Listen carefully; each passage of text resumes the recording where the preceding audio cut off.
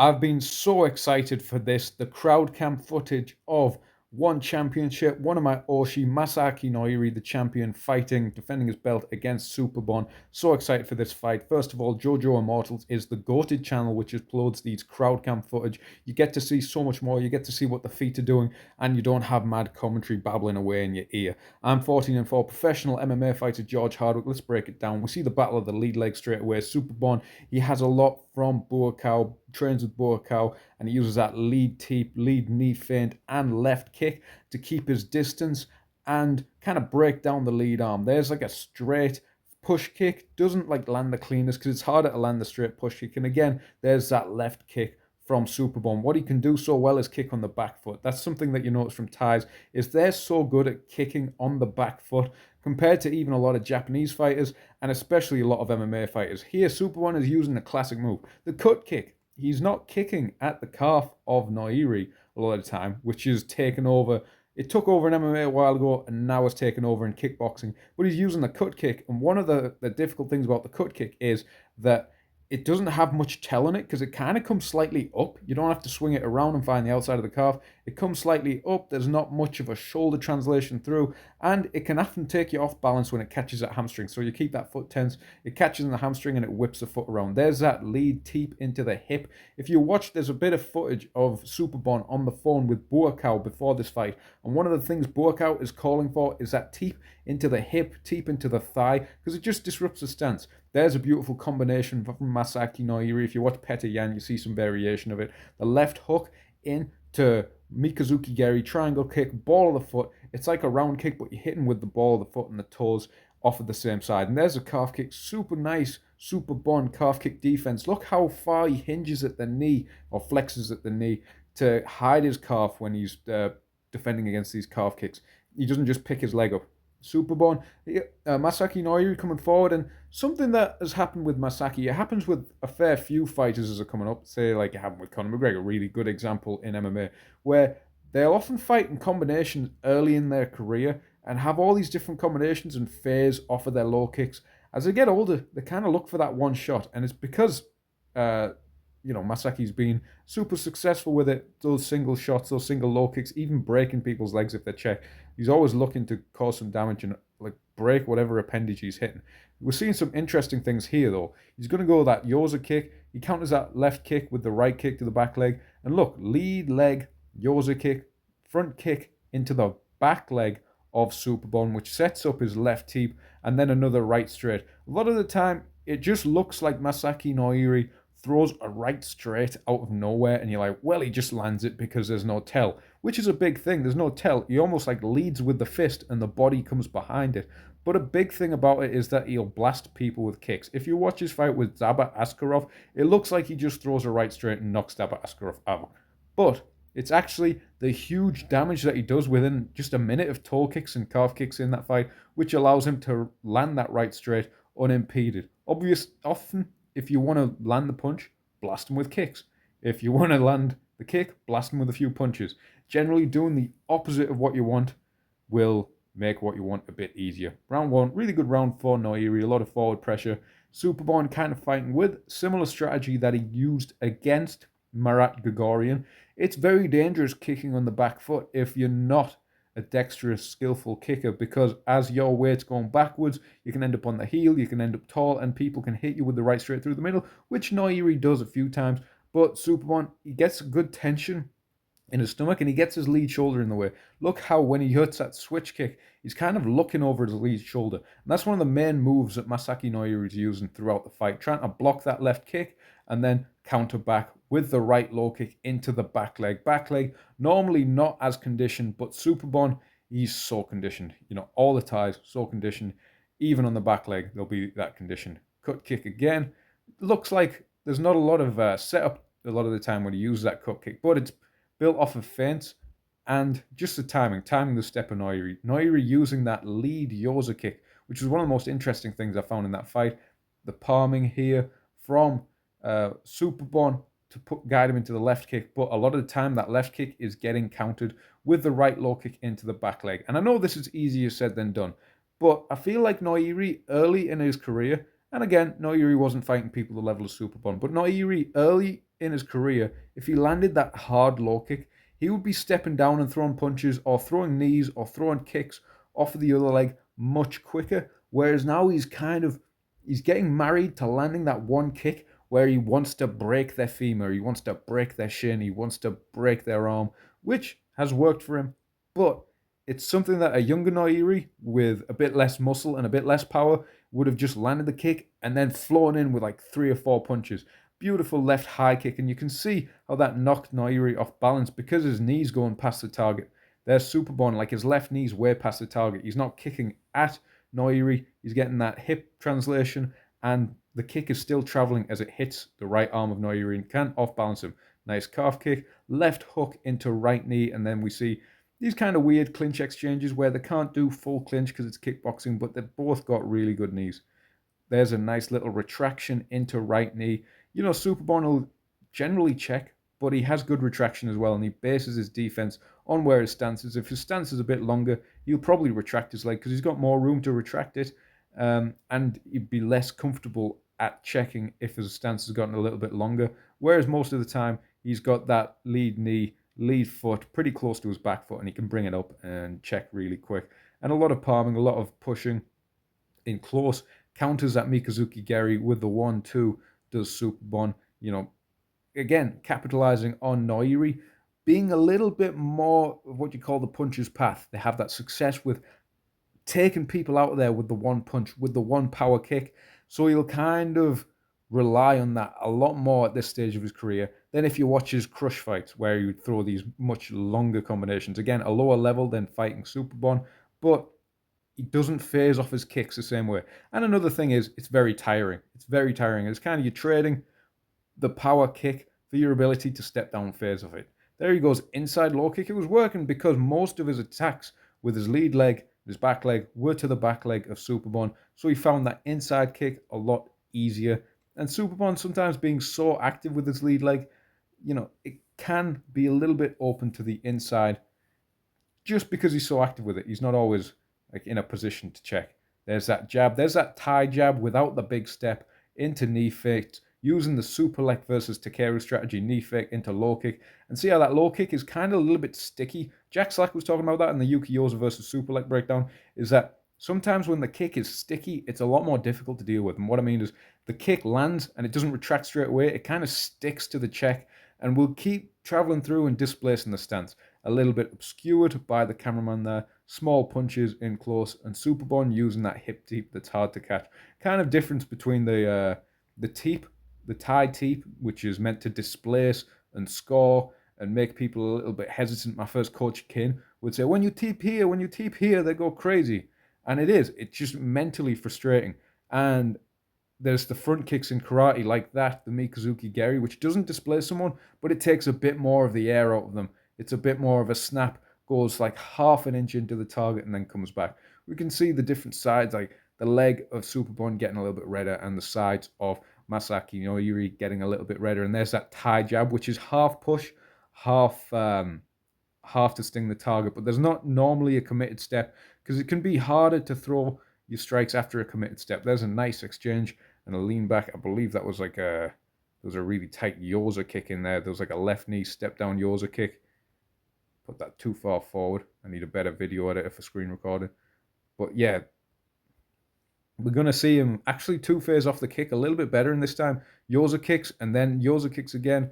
And now looks for that left knee to the body and to the head. Doubling up on the knee. Doubling up on the knee, very effective.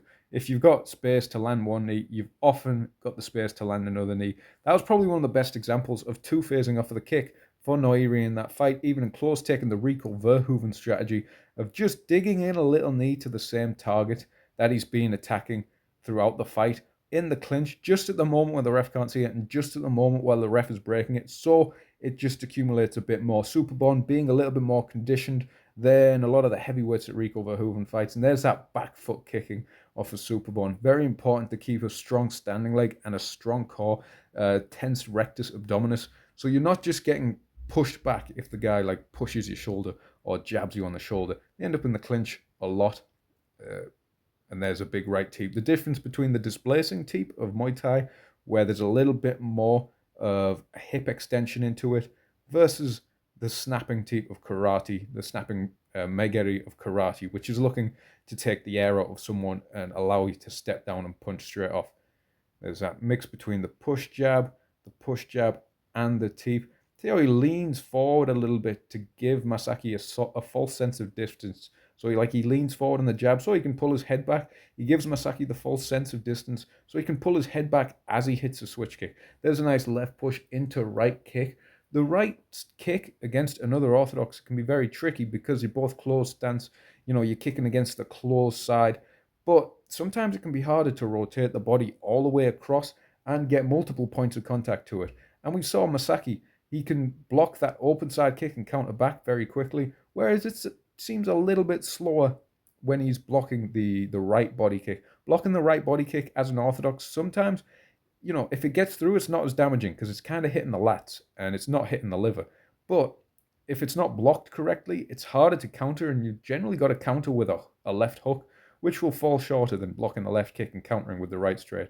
We see Masaaki kind of slow down a bit. He's hitting good inside kicks, but we see him slow down a bit, possibly because of damage to the right arm. But he's still really good at taking that deep step and stepping across and kicking the back leg. And a lot of lesser fighters would have been so hindered at that point. Their brain would have just been in that back thigh. It's a wonder that Superbon is so conditioned that he can just keep throwing that left kick. It's rare you see fights stopped with an inside kick to the thigh, but we know it was doing a lot of damage. There's that cut kick and good check on return, fully turning the knee out and hinging at the knee, so he's hiding his calf, not just picking up the leg straight, he's hiding his calf. A little bit of a push fight. And because the hand was extended, the left hand was extended in that position, he could just, that arm is out, ready to swing for the kick. He could just throw that left kick without a switch and still get good power in it with, which you probably couldn't do with a both hands high, both hands close to your face, boxing type guard. Moving into the championship round, that's the thing, when you land that big displacing teep, you can establish it as a fake, and the switch kick again. And we kind of see Masaaki happier to take the switch kick and then just kind of step forward.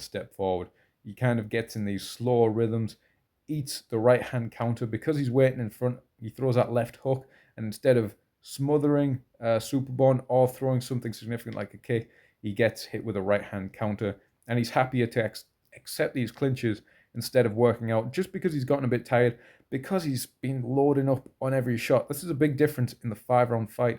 Masaaki Noiri, he's kicking to break limbs with every kick. He's punching to get the knockout with every kick. Superbon, happy to score. He's like a 2004 Buakaw Paul Pramuk, where he's just happy to score, and he's got an incredible gas tank to do it. That teep again, that teep being at marginally different levels as well. One being in the hip, one being in the stomach, one being a little bit high to the chest, and then it's sometimes just being a switch kick, makes it harder to defend. Really nice still though, Masaaki being able to take that deep step after taking the left kick to the arms and then step in to kick the inside of the back leg, but it happens a lot less often. There's a calf kick countered by a right knee and Masaaki throwing his own knee. My throat's getting dry because I ate half a fried duck at Lucky's with all kinds of green beans. Really nice high kick. That's the Superbon classic. Those high kicks in close. And he'll do that so well because he uses his hands to manipulate his opponent's position. You see, they end up close. I believe he pushes with his right hand. Classic combination, right uppercut, and then pushes off with his right hand. So even if someone's in the guard nice and tight, if you manage to get your glove through the guard and then push on their forehead, their head's going to be behind the guard. The guard is going to stay here, but their head's going to move there, and the kick can come around the shoulder, and he can do it so well. I think one of the biggest ways he practices this with Trainer Guy is that Trainer Guy will just let him place the high kick there. Don't do that if you're holding pads for Harry, because he will just boot you in the head. Or they do that kind of cross pad hold where the pad, instead of holding two pads for a high kick, you'll hold it here, so you kind of have to accommodate getting over the shoulder, but it's risky if you're a pad man. Championship round, that was beautiful. Right knee feint into right teep, and then he right knee fakes, and then steps into the left knee. Superbon really coming into his own. So good once he gets into the flow of these 5-round championship fights, especially in the kickboxing. We saw this against Marat Grigorian, possibly a rematch on the cards. Spoiler warning for this fight if you didn't already know the result.